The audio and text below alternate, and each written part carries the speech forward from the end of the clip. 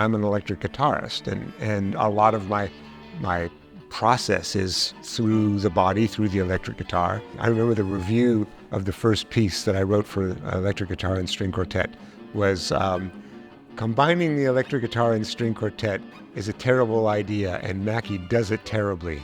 So the only good thing about being at this concert was the comfort in knowing that this will never happen again. And, that was sort of a blow. On the other hand, it slowly accumulated this sort of badge of honor. I realized that I really dig this. I really like that. My biggest fear was not standing for anything.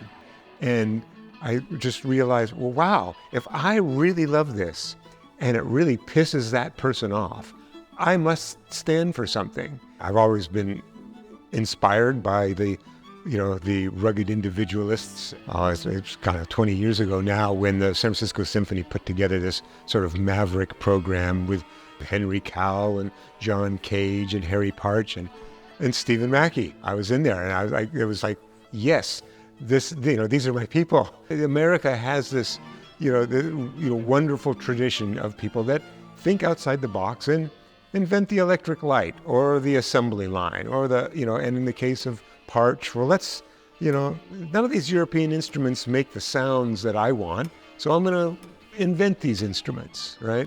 And so it's just very appealing and taps very easily into the mentality of a rock musician that I grew up with, right? Rock music is something you do. You get in your garage and you just do it. You don't look over your shoulder at tradition and history and pedigree.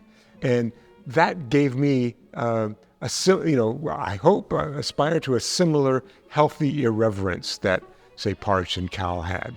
That you invent these little things, you wind them up, you watch them go, and you don't worry about how they fit into history necessarily.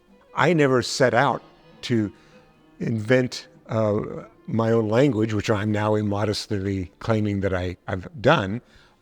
It just naturally happened, and it happened because of like I said, a healthy irreverence and a connection to that Maverick tradition.